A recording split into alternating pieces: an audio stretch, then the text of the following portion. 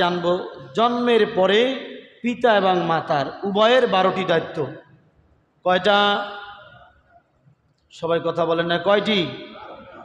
সন্তান জন্মের পরে পিতা এবং মাতার উভয়ের সন্তানের প্রতি অনেকগুলা দায়িত্ব। তার মধ্যে 12টি দায়িত্বকে কোরআন হাদিস থেকে রিসার্চ করে বের করা হয়েছে যে 12টা যদি পালন করা হয় আশা করা যায় সন্তান ভালো হবে, নেককার হবে, পিতামাতার বাধ্য সন্তান হবে। আমরা জানার পরে মানার চেষ্টা করব, বলেন ইনশাআল্লাহ। 1 নম্বর হলো সন্তান যখন ভূমিষ্ঠ হবে, ভূমিষ্ঠ হওয়ার সঙ্গে সঙ্গে সন্তানের ডান কানে আজান, বাম কানে একামত। আমি আরো বলছি, সংক্ষেপ বলে যাব। ডান কানে কি হবে? জোরে বলেন। বাম কানে কি হবে? একামত। ডান কানে আজান হোক বা না হোক, বাম কানে একামত হোক বা না হোক, সন্তান ভূমিষ্ঠ হওয়ার সঙ্গে সঙ্গে মোবাইলে ছবি তুলে ফেসবুকে আপলোড করা হয়। কতক্ষণ? এটা একটা গর্হিত কাজ। নবজাত সন্তানের ছবি ফেসবুকে দেওয়া, অনলাইনে দেওয়া, এটা মারাত্মক পর্যায়ের একটি অন্যায় কাজ। কারণ হলো সন্তানের প্রতি মানুষের কুনজর পড়ে, কুদৃষ্টি পড়ে, বদনজর পড়ে। বদনজর সহি, মানুষের বদনজর আছে, কুনজর আছে। এই কুনজরের কারণে বাচ্চা অধিকাংশ সময় অসুস্থ হয়ে পড়ে, অধিকাংশ সময় অসুস্থ থাকে। এই জন্য আমরা যারা ভবিষ্যতে সন্তানের বাবা মা হব, এই জিনিসটা খেয়াল রাখবো যে ফেসবুকে নবজাত সন্তানের ছবি দেওয়ার দ্বারা লাভ না লস? কথা কয় না? আপনি বলেন কি লাভ হবে? একটা লাইক পাইবেন, কমেন্ট পাইবেন, শেয়ার পাইবেন। যারা আপনার কল্যাণকামী তারা তো এমনিই দোয়া করবে। কথা বলেন ঠিক কিনা? তাহলে এই কাজটা আমরা করব না। তাই সন্তানের কানে যে আজান, ডান কানে আজান আর বাম কানে যে একামত, এটা পাইলাম কোথায়? সাহাবী, নবীর সাহাবী বর্ণনা করেন, আল্লাহর নবীর কলিজার টুকরা সন্তান ফাতেমাতে জোহরা রাদিয়াল্লাহু তাআলা আনহার গর্ভ থেকে যখন হযরত হাসান রাদিয়াল্লাহু তাআলা আনহু ভূমিষ্ঠ হলেন, প্রসব হলেন, আল্লাহর নবীর কাছে সর্বপ্রথম নিয়ে যাওয়া হলো। আল্লাহর নবী সর্বপ্রথম হযরত হাসান রাদিয়াল্লাহু তাআলা আনহুর ডান কানে আজান এবং বাম কানে একামত দিয়া দিলেন। ডান কানে আজান আর বাম কানের একামত জন্মের সঙ্গে সঙ্গে কেন? জন্মের সঙ্গে সঙ্গে ডান কানে আজান, বাম কানে একামত দেওয়া হলো। সন্তান জন্মের পরই তাওহীদের বাণী তার কানে ঢুকিয়ে দেওয়া, রিসালাতের বাণী তার ঢুকিয়ে দেওয়া, দ্বীনের বাণী তার ঢুকিয়ে দেওয়া। কথা বলে ঠিক কিনা? জন্মের পরই সন্তানের কানে তাওহীদের বাণী ঢুকিয়ে দেওয়া। আল্লাহু আকবার, আল্লাহু আকবার।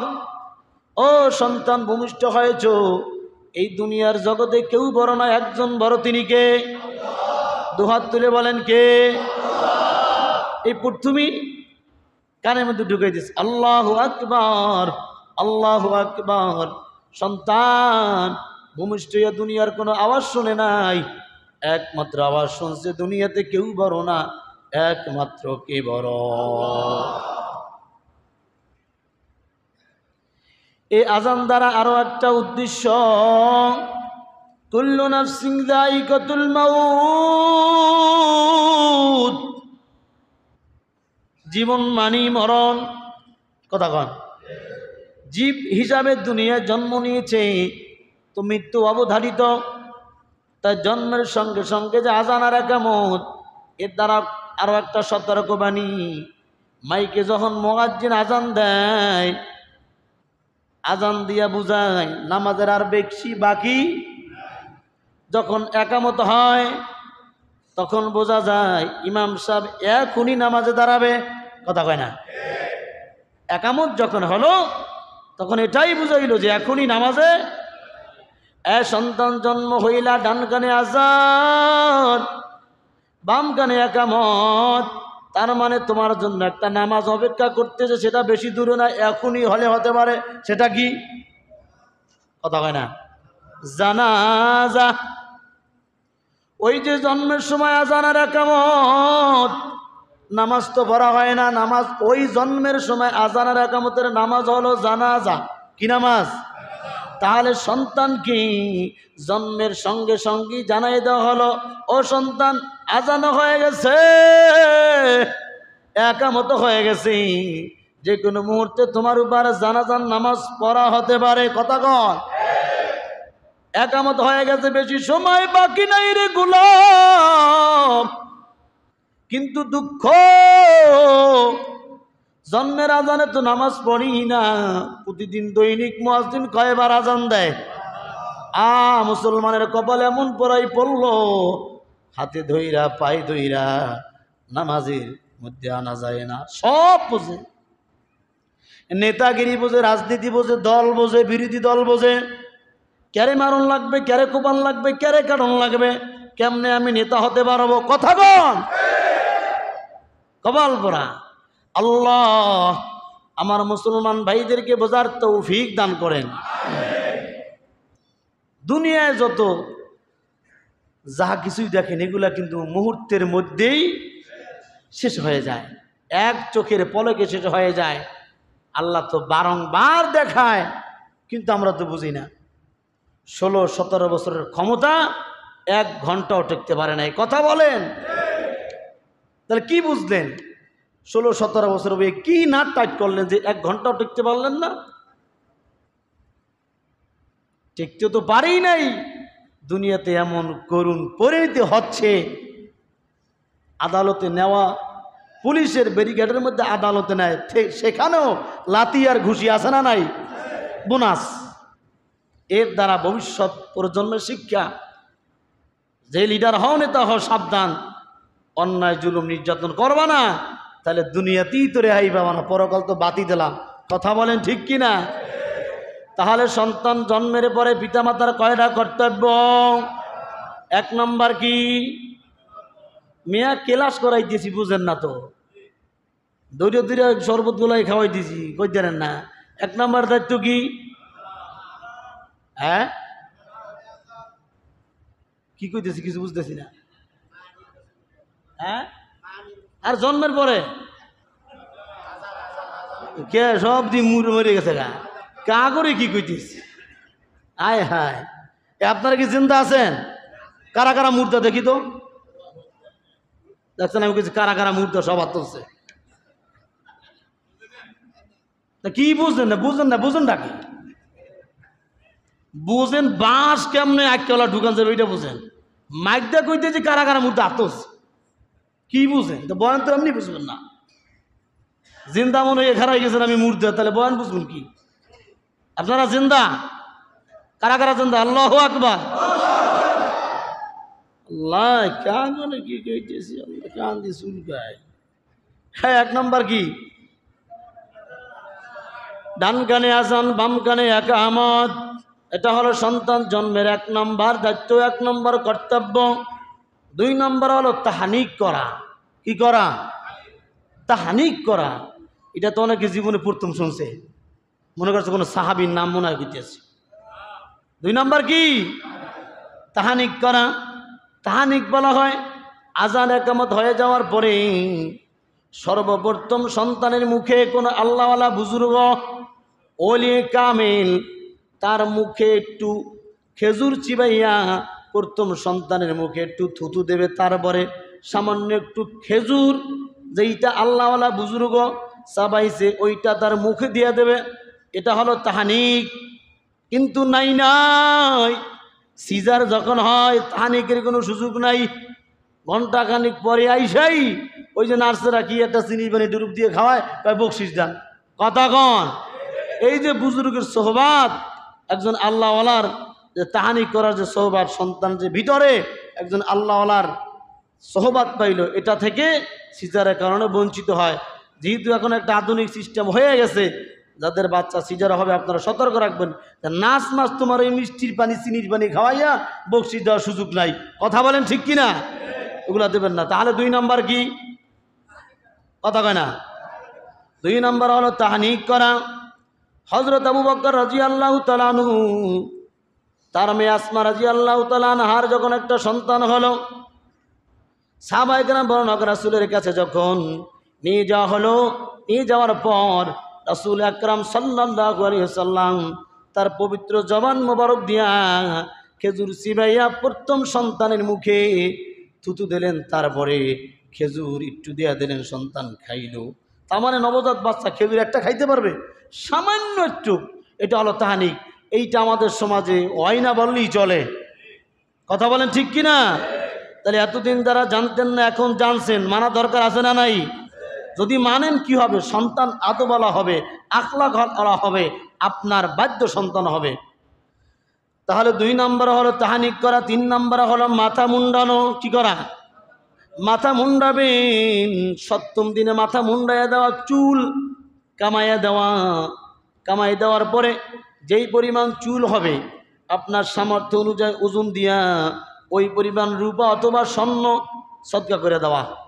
যদি আপনার টাকা পয়সা বেশি হয়, চুল কতটুকু হবে? 5 গ্রাম 6 গ্রাম চুল হয়, বা 10 গ্রাম 20 গ্রামই হইল, এই পরিমাণ সামর্থ্য থাকলে স্বর্ণ ওজন দিয়া টাকা দিয়ে দেবেন। আর কম সামর্থ্য হইলে রূপার ওজন দিয়া 100-150 টাকা হবে, এটা সদকা করে দিবেন। তাহলে 3 নাম্বার কাজ হলো 7ম দিনে কি করা? কথা কন, মাথা ছাইচা দেওয়া। কিন্তু এটা আমাদের সমাজে ডাক্তারেরা বলে 7 দিনের মাথায় মাথা কামান যাইব না, ব্রেনটা আঘাত লাগে। তাহলে আমি আপনাদের কাছে জানতে চাই, আপনি কি ডাক্তারের কথা মানবেন না নবীর কথা মানবেন? হ্যাঁ, যদি বাচ্চা অসুস্থ হয়, আইসিইউর মধ্যে আছে, অথবা আপনার ওই অক্সিজেন দিয়ে রাখতেছে, সেটার ক্ষেত্রে কিন্তু আলাদা।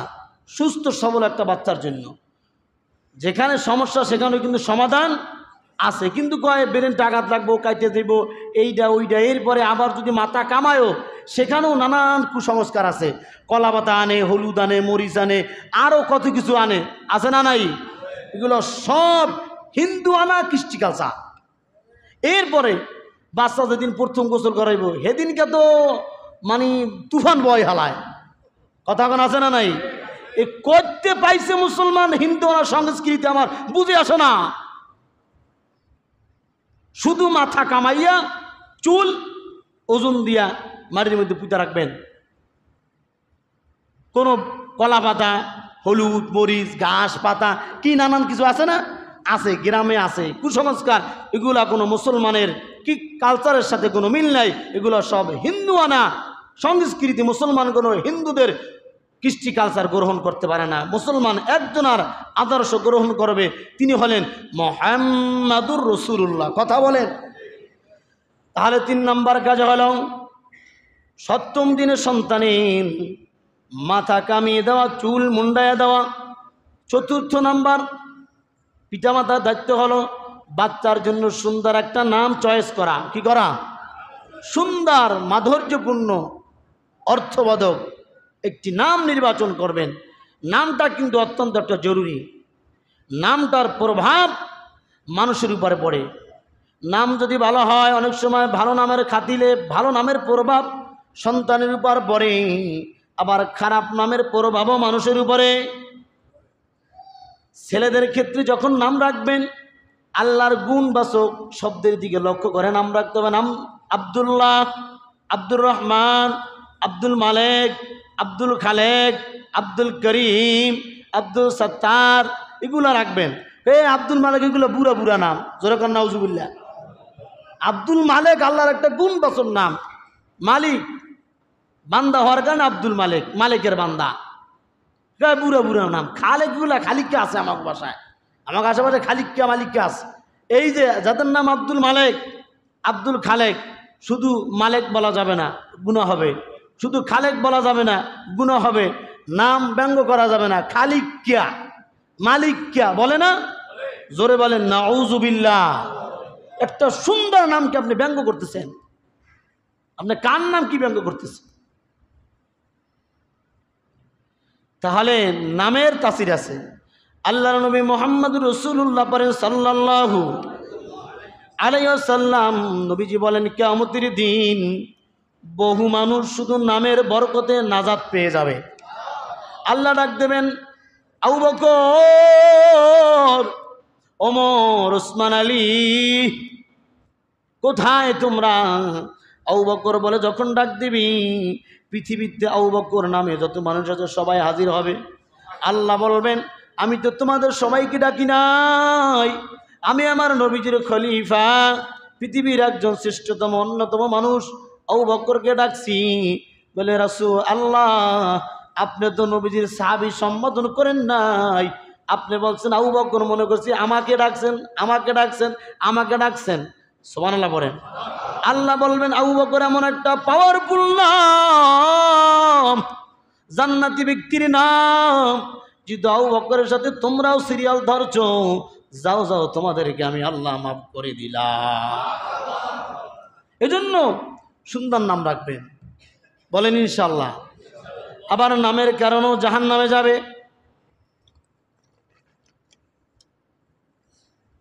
নামের কিছু তাসির আছে। এক ব্যক্তি বলে দুটো ঘোড়া পালতো। কি পালতো?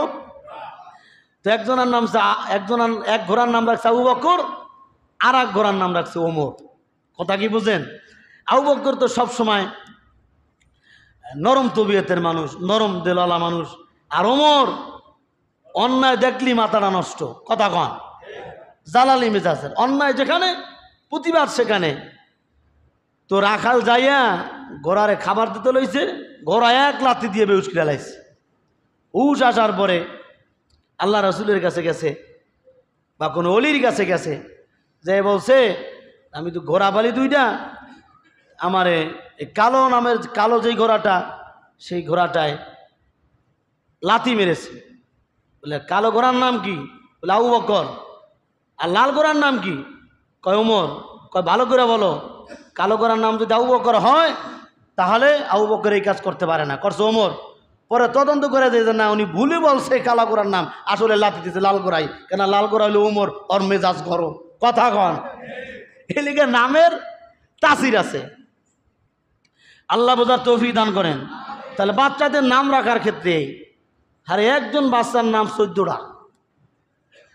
কথা কন, একজন বাচ্চার নাম 14টা, নাম হবে একটা। কয়টা? বড় নাম বেশি ভালো না, ছোট্ট নাম সবচেয়ে ভালো, এবং অর্থবাচক নাম রাখতে হবে, যেই নামের অর্থ সুন্দর। এ দাদায় রাখে একটা, দাদি রাখে একটা, নানায় রাখে একটা, নানি, নামের কোনো অভাব নাই, আছে না নাই? লালটু, বল্টু, সোল্টু, হিন্দুদের নাম, খ্রিস্টানের নাম, অর্থাৎ ওর নামের মধ্যেও যে মুসলমান না হিন্দু এটা যাচাই করার কোনো সুযোগ। হিন্দুর নামও দুলাল, মুসলমানের নামও দুলাল। কথা কয়, হিন্দুর মেয়ের নাম মিতু, মুসলমানের মেয়ের নামও মিতু, আছে না নাই?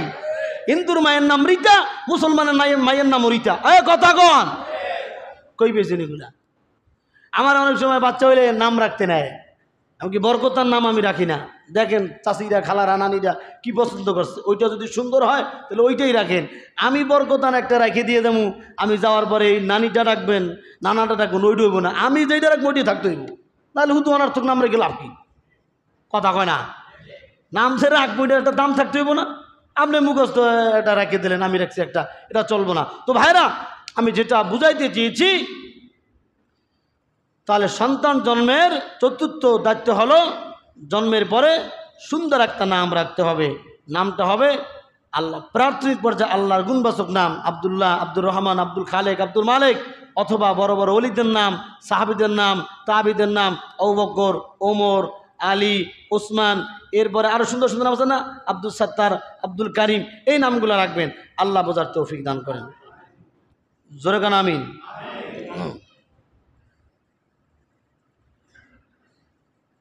এরপরে পঞ্চম নাম্বার হলো আজান, একামত, নাম রাখা হয়ে গেছে, মাথা মুন্ডানো হয়ে গেছে। এখন পঞ্চম নম্বর কাজ হলো আকিকা করা। কি করা? আকিকা করা। সপ্তম দিনে আকিকা করা মুস্তাহাব। 14তম দিনও করতে পারবেন, 21তম দিনও করতে পারবেন। যদি ছেলে হয় সেক্ষেত্রে 2টা খাসি, বর্গি। এখানে আমাদের অনেক ভুল প্রচলন আছে, যে মনে হয় যে বর্গি হতে পারবে না, খাসি হতে হবে না। খাসি হইলেও চলবে, বর্গি হইলেও চলবে।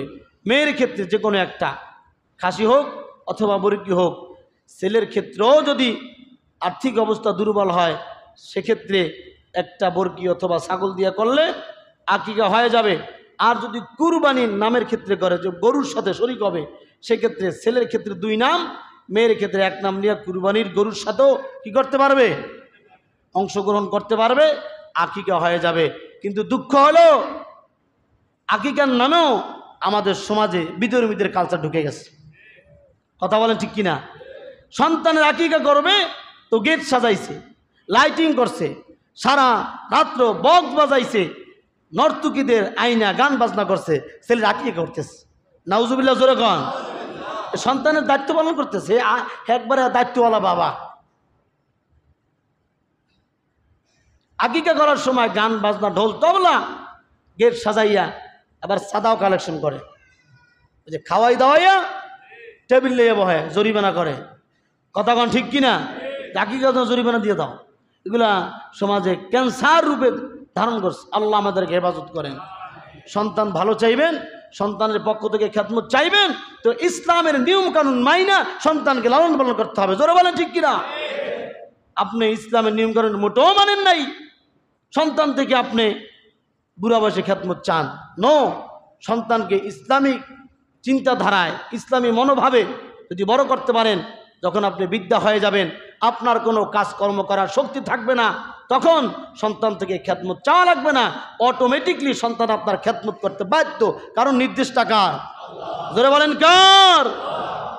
এই যে পিতামাতা খেদমত পাচ্ছে না, সন্তানের হাত দ্বারা নির্যাতিত নিপীড়িত, এই যে বন্যার মধ্যেও আমি আজকে সকালে একটা না জানি কত রাত্রি খবর দেখলাম, নোয়াখালী না জানি ফেনী, পানি উঠে গেছে, ঘর তলায় গেছে, সন্তান বৃদ্ধ মাকে না জানি বাবাকে ঘরের মধ্যে রাইখা সন্তান তার ছেলে মেয়েদেরকে নিয়ে আশ্রয় কেন্দ্রে আসছে, আর মাকে ওই ঘরের মধ্যে রাইখা আসছে, পানি চুপ খাইয়া খাইয়া মা মারা গেছে। বলেন নাউজুবিল্লাহ। কেমন সন্তান! নিজের স্ত্রী পুত্র সব বাঁচাইল, আর যেই মায়ের কারণে সন্তান দুনিয়ার মুখ দেখছে, ওই মাকে আশ্রয় কেন্দ্রে নেওয়ার সময় পাইল না, ঘরের মধ্যে রাইখে আসছে, মা পানি খাইয়ে খাইয়ে মারা গেছে। আল্লাহ, কত নির্মম পরিস্থিতি! চিন্তা করা যায়? আপনারা তো বন্যা খালি শুনছেন, দেখছেন মিডিয়ায়। আপনারা যে গত সপ্তাহে যে আমানত দিয়েছিলেন, সেটা আমি আরও কয়েকজন ওলামায়ে কেরাম সেই নোয়াখালী হয়ে, ফেনী হয়ে, চট্টগ্রামের মিরেশ্বরা এলাকায় গিয়েছিলাম, সেখানে পৌঁছে দিয়েছি। এত ভয়ঙ্কর দৃশ্য পানিতে, সেটা বলার কোনো ভাষা নাই। একজন বৃদ্ধ মানুষ মারা গেছে, চতুর্মুখী পানি, এটা সোশ্যাল মিডিয়া এখন ভাইরাল। কোথাও কোনো মাটি নাই, মাটি দেওয়ার মতো কোনো পরিস্থিতি নাই। পরিবারের পক্ষ থেকে বাবাকে সাদা কাপনের প্যাকেট কইরা কেলা গাছের ভেলা, 3-4টা কেলা গাছের ভেলা আমাদের বরিশাল অঞ্চলকায় ভোর খিলাইয়া তারপরে লাশ বাসায় দিছে, আর একটা চিরকুট লেখে দিছে ফ্যামিলির পক্ষ থেকে যে বন্যার কারণে আমার বাড়িতে আশেপাশে কোথাও তো বাবাকে দাফন করা সম্ভব হলো না। এই ভোর এই ভেলা যদি কোথাও যাইয়া ঠেকে, ওখানে যদি পানি হয়, ওই গ্রামের মানুষের কাছে আবদার থাকবে যে আমার বাবার লাশটা যেন দাফন করা হয়। কতটুকু ভয়ঙ্কর দৃশ্য চিন্তা করছে। এখন অনেক জায়গায় এই ঘরের পানি নেমে গেছে, পানি নামতে শুরু করেছে, তো এখন লাশ বাড়িতেছে। আল্লাহ আমাদের দেশকে সব বালা মুসিবত থেকে হেফাজত করেন। আর ওটা আওয়াজে বলেন আমিন। যেই সমস্ত মানুষগুলা বন্যায় ক্ষতিগ্রস্ত হয়েছে, আল্লাহ তাআলা তাদের উপর আল্লাহর কুদরতি নজর দ্বারা তাদেরকে সাহায্য করেন। তাহলে 5 নম্বর হলো সন্তানের আকিকা করা। কি করা? আকিকার নামে যে আমাদের সমাজে কুসংস্কার প্রচলন আছে, সেটা করব না। আমার সামর্থ্য হইলে 7ম দিনে, সামর্থ্য না হইলে 14তম দিনে, সামর্থ্য না হইলে 21তম দিনে, তারপরে যদি 21তম দিনেও সামর্থ্য না হয়, যে কোনো সময়, তার হায়াতের যে কোনো সময় আকিকা কইরা দিলে আকিকা হয়ে যাবে। আকিকার দ্বারা কী লাভ? যে আকিকা কেন করব? সন্তান জন্ম হইল, এত টাকা গেল সিরিয়া মিজারে, আবার খাসি জবাই করব, গরু জবাই করব, লাভ কি? আল্লাহ নবী বলছেন, যখন সন্তানের আকিকা করা হয়, তো আল্লাহ তাআলা ওই সন্তানকে চতুর্মুখী বালা মুসিবত থেকে হেফাজত করেন। সুবহানাল্লাহ জোরে কোন। এটা আমরা করার চেষ্টা করব। ওই মানুষ দাওয়াত দিয়া, গান বাজনা বাজাইয়া এইটা যদি আকিকা করে, এটা আকিকা না, এটা ইসলামের একটা বিধানের সাথে তিরস্কার করা, ভণ্ডামি করা, ঠিক কিনা কোন? এরপরে হলো 6 নাম্বার, সন্তান তো এখন আস্তে আস্তে বড় হইতেছে, খাবার দাবার তাকে খাওয়াইতে হবে। সাবধান মুসলমান, সন্তানের পেটের মধ্যে হারাম খাবার ঢুকানো যাবে? কথা বল। ও বাবা, আপনি যেইটা ইনকাম করেন ওটা যদি আপনার হারাম হয়, আপনার সন্তানের জন্মের পর থেকেই যে খাবারগুলা ঢুকাইলেন সেটা যদি হারাম হয়, ওর শরীরটা বডিটা সম্পূর্ণ হারাম খাবার দ্বারা লালিত পালিত হলো, ওই সন্তান কোনোদিনও বাবার বাধ্য সন্তান হতে পারে? হারাম খাদ্য খাবার যাবে না। বুখারী শরীফের 1491 নম্বর হাদিসে বর্ণিত আছে, হাসান ইবনে আলী রাদিয়াল্লাহু তাআলা আনহু একবার সদকার খেজুর থেকে একটি খেজুর নিয়ে মুখে দিলেন, রাসূল সাল্লাল্লাহু আলাইহি ওয়াসাল্লাম থুথু মেরে ফালাই দিলেন। তুমি এটা কি মুখে দিচ্ছ? কারণ আমাদের কুরাইশ বংশের মানুষের জন্য সদকার কোনো টাকা, সদকার কোনো খাবার গ্রহণ করা কি নাই, জায়েজ নাই, হারাম। তাহলে আপনার হারাম বুঝেন, হারাম কি জিনিস? হারামই তো বুঝেন না, খালি বুঝেন হারাম। হারাম কি? হারাম তো শুনছেন, হারাম কি? বেশি করে খাইলে হারাম হয়, প্লেট করে খাইলে, আর অল্প খাইলে হারাম হয় না। হারাম কি? উদাহরণ দেই, এই যে আমরা রাস্তাঘাটে হকার থেকে বাদাম কিনি না, এই বেটা 100 গ্রাম বাদাম দে, 100 গ্রাম বাদাম দে, তো কি আপনি 5টা ওখান থেকে খুঁইটা খাইয়ে ফেলেছেন, ওইটা হারাম। কথা কন।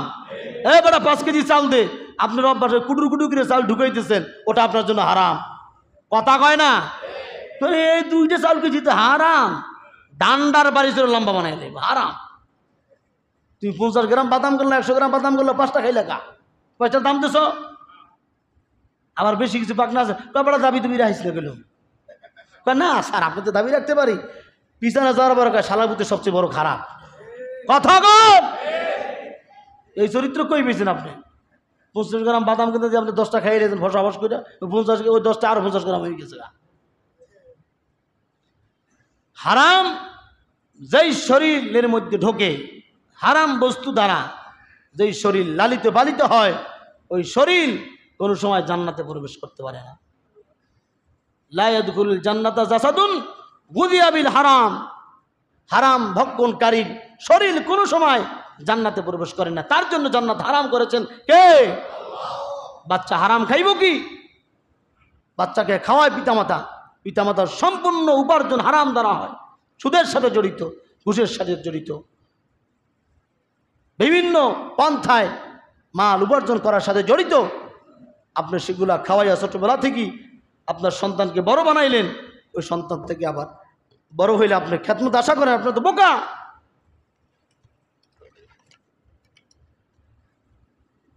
বলেন নিজেও হারাম খাওয়া যাবে না, সন্তানকেও হারাম খাওয়ানো যাবে? জোরে বলেন যাবে?